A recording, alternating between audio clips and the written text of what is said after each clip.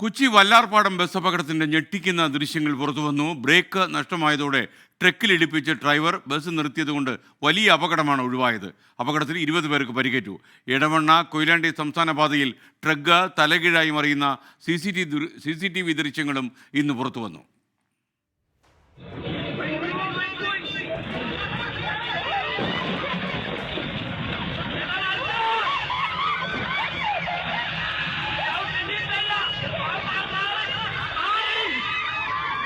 തിങ്കളാഴ്ച രാത്രിയാണ് വല്ലാർപാടം കണ്ടെയ്നർ ടെർമിനലിന് സമീപം അപകടമുണ്ടായത്.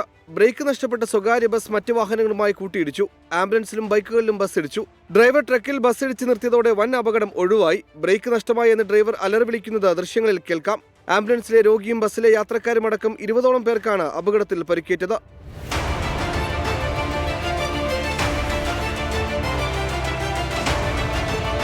കോഴിക്കോട് എടവണ്ണ കൊയിലാണ്ടി സംസ്ഥാന പാതയിൽ മുക്കത്തിനടുത്ത് പിക്കപ്പ് വാൻ മറിഞ്ഞാണ് അപകടമുണ്ടായത്.